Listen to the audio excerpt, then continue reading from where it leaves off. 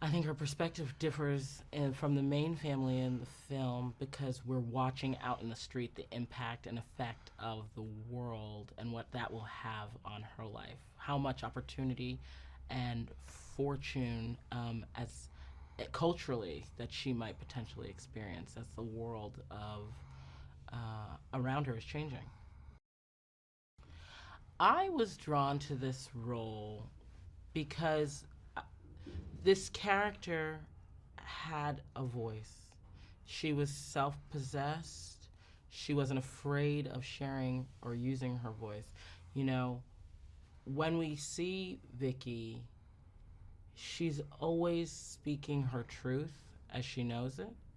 And it's funny because there's so many, we get to see a scene where we see so many of the employees in the background at the factory, and it's almost like they get to speak through her. I felt like she got to represent them. And I was just so happy to see a woman who might be typically relegated to the back or stripped of her power and voice, be able to use her voice effectively. I would describe her relationship with the Swede as one that is an equal match, loving, loyal, a genuine friendship that has been long earned.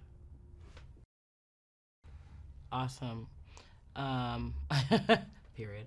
I think working with Ewan it was a delight, a true joy.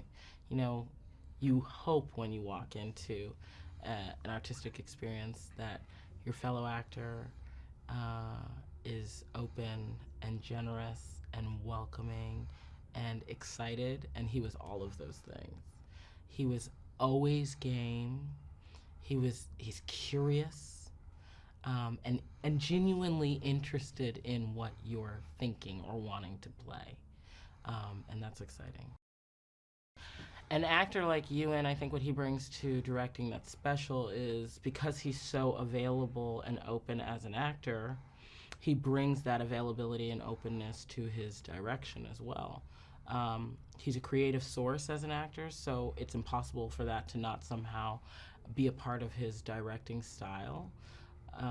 He's interested in the best story and collaboration and the organic creation that happens between actors.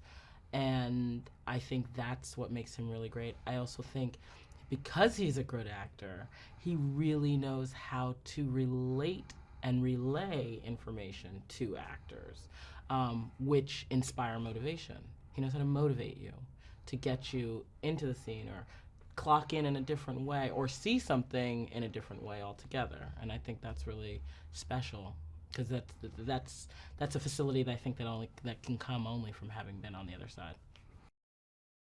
Absolutely. I think when you're watching American Pastoral, I think it's impossible to not see how the context of this story rubs up against our current cultural climate.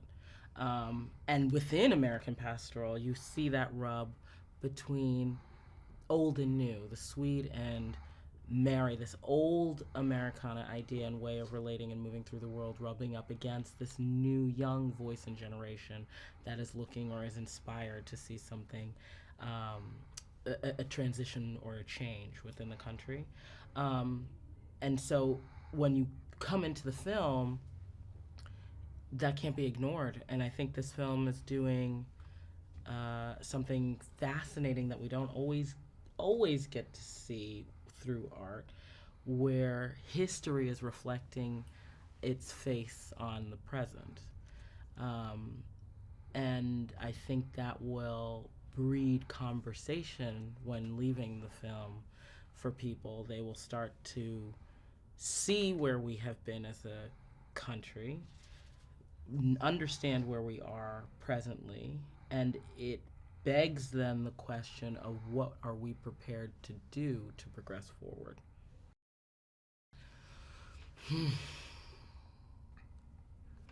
The emotional takeaway from American Pastoral is,